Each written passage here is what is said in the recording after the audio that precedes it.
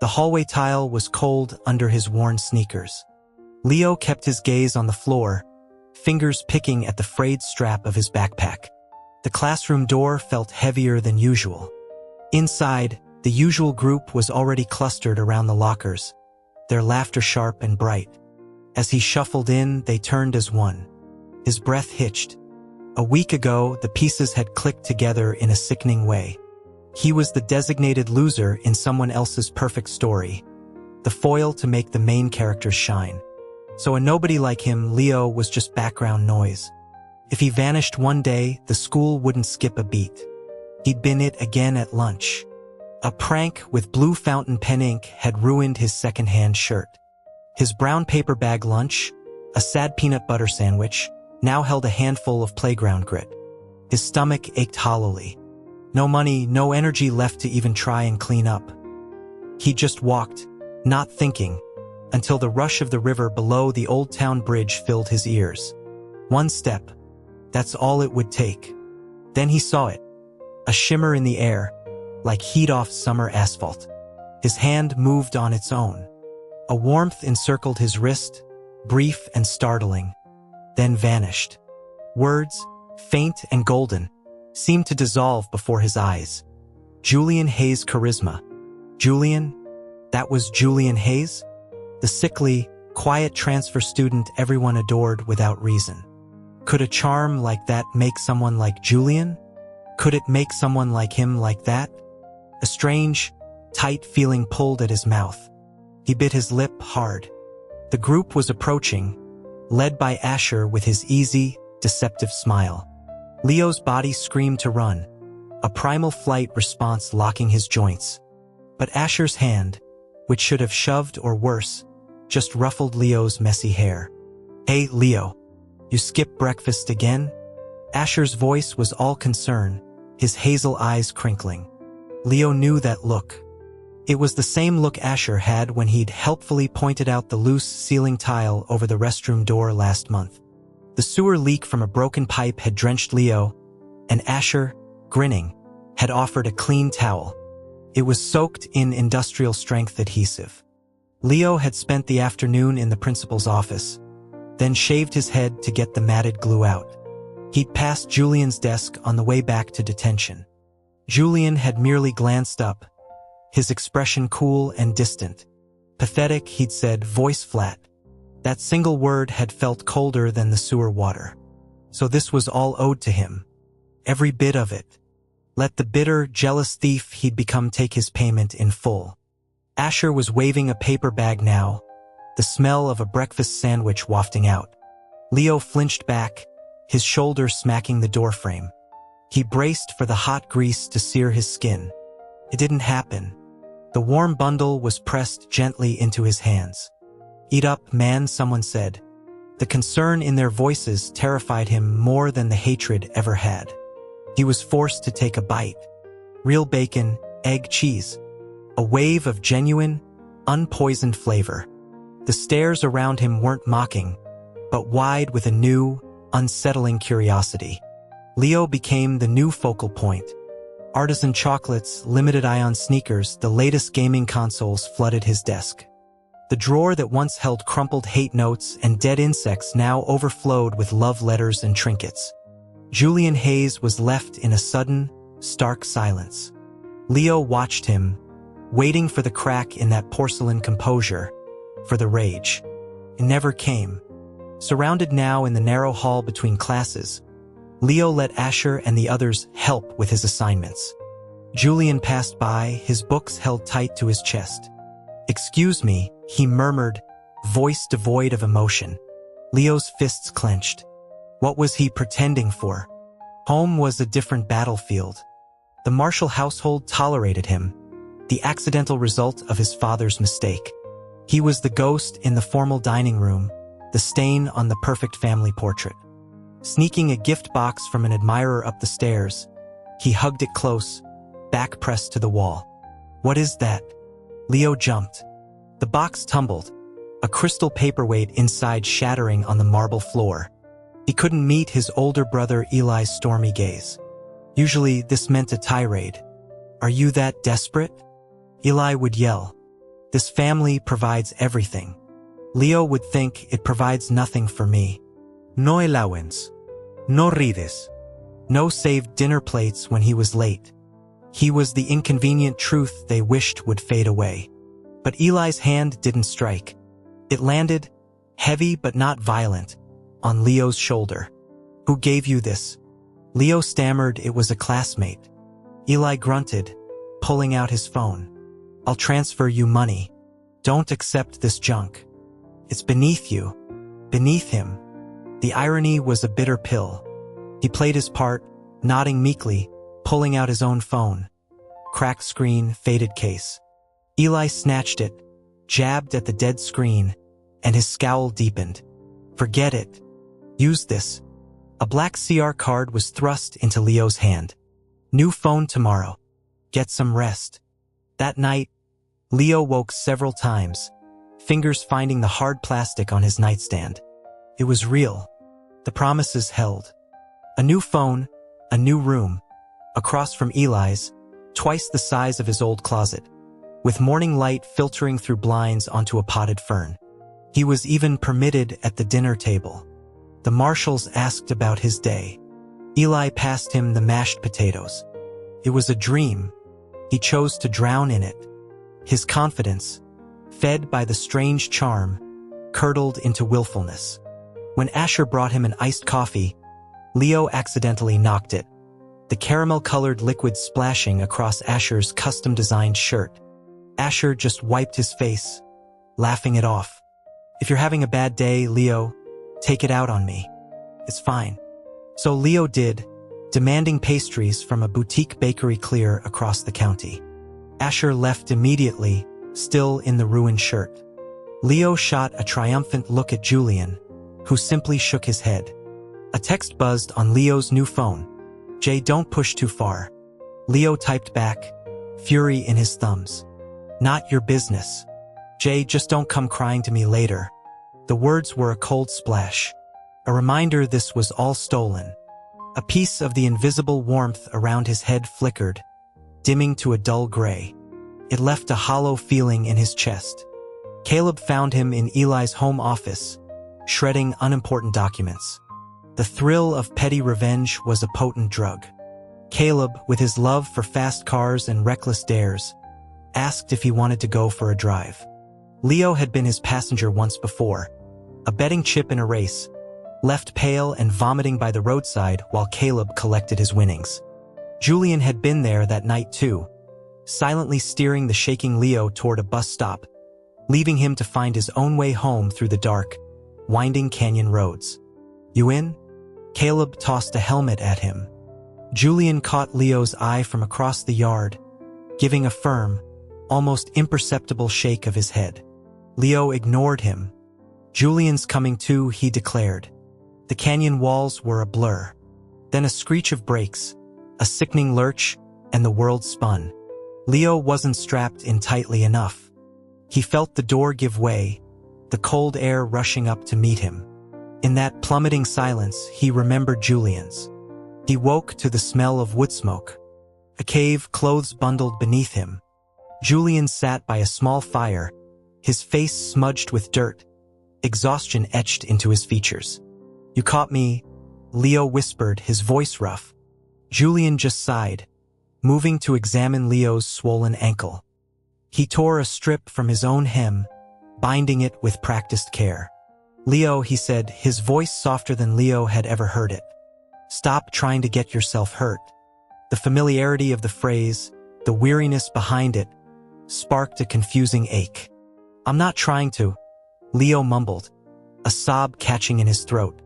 Then he was pulled into an embrace, his ear pressed against Julian's chest, the steady thump-thump a counterpoint to the wild canyon wind. Julian's words vibrated through him. It's okay.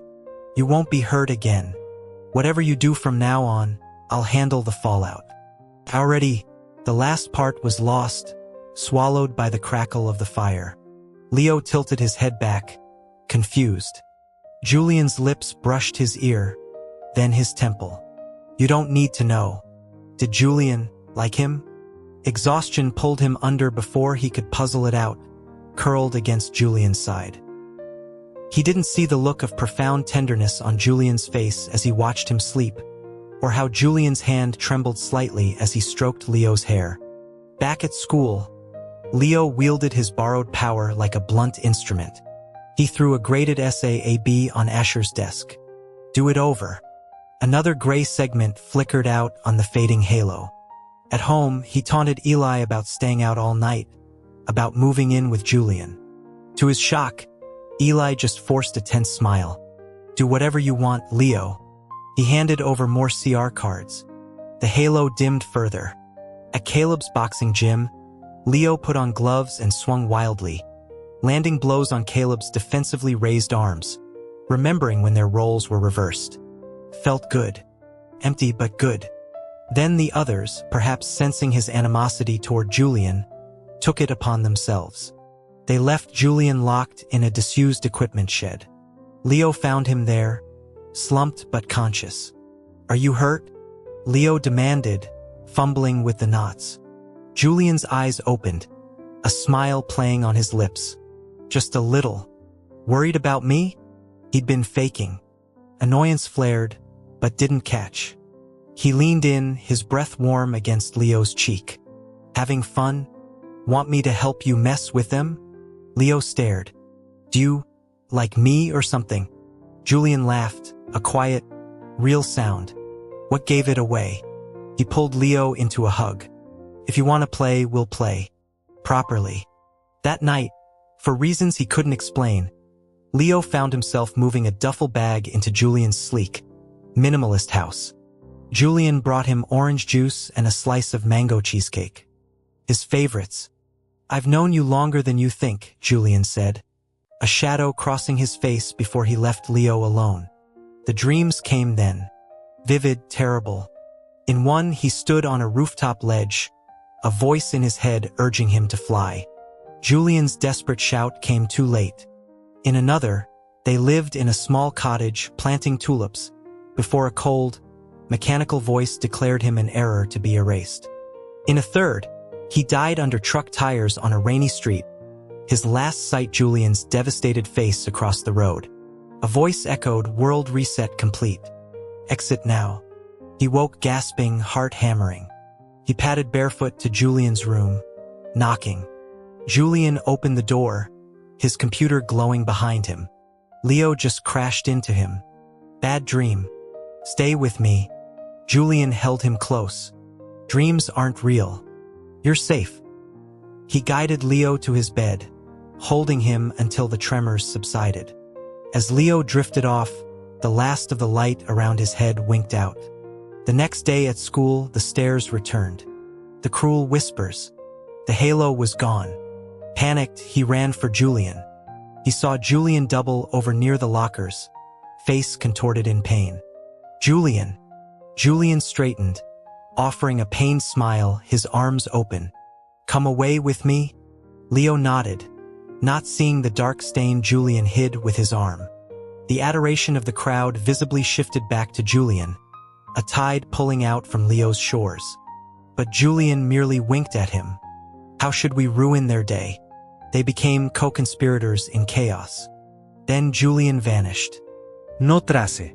When Leo asked, people looked at him strangely. Julian who? Even Asher and Caleb had no memory. A new, charming student appeared the following week. The world had moved on, erasing Julian Hayes. Leo hated him then. For the hope, for the abandonment. Eli, tired of his moping, arranged a marriage of convenience. The other family was notoriously difficult, their daughter reportedly unpleasant. Leo didn't care. It was stability. At the stark, nearly empty chapel, as the bored minister droned, a figure stepped into the slanted light from the high windows. Julian, in a suit that looked both new and borrowed, wildflowers in his hand. Run away with me, Leo. Leo took his hand without a second thought. They burst from the chapel into a world that seemed to glitch and pixelate at the edges. The ground trembled. Will you come to my world? Julian asked, his grip tight. What choice did he have? Julian was his only map. They opened a small bakery in a quiet seaside town. The air was forever sweet with sugar and yeast. Leo was happy, but Julian never explained the disappearance. One afternoon, while sweeping, Julian collapsed. As Leo bent over him, a statusy, alien voice buzzed in his mind.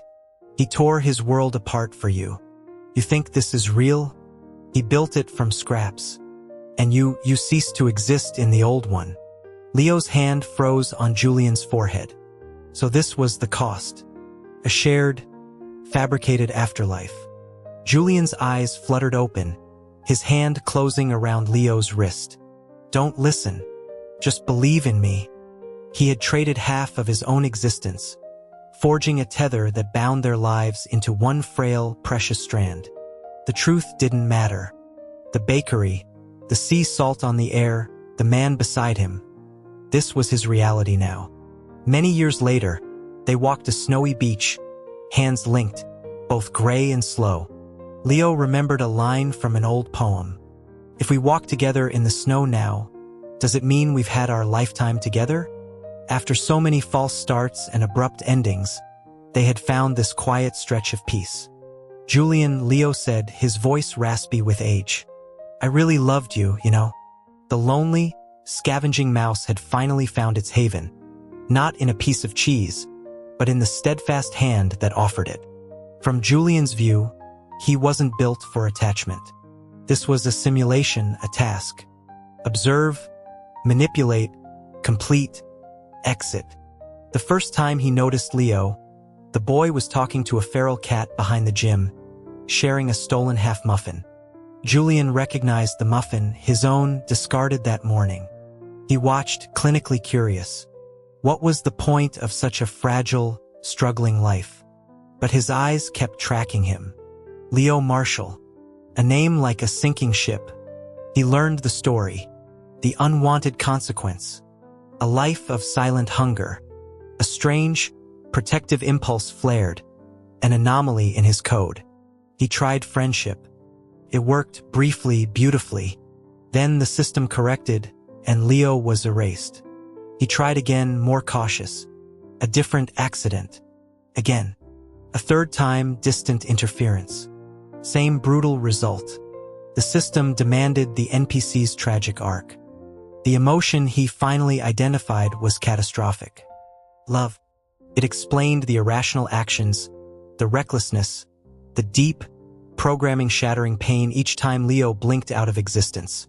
The system asked if he was insane. He realized he was. For Leo, he would corrupt the entire simulation. He engineered the charisma glitch, leaving it like bait. He endured the monthly system corrections that felt like a heart attack, each pang worth it when Leo finally shone, even with borrowed light. He let himself be the target, the foil, the rescued. He built this coastal pocket universe, a quarantine from the main program, a life sentence for them both. In his private files, he once wrote, "To be near you is to court disaster. To be far from you is to live in a wasteland." Faced with that binary, he chose disaster every time. He chose the boy sharing a stolen muffin with a cat. He chose the furious, hurt thief. He chose the old man walking beside him in the snow. He chose the endless, glorious error of Leo.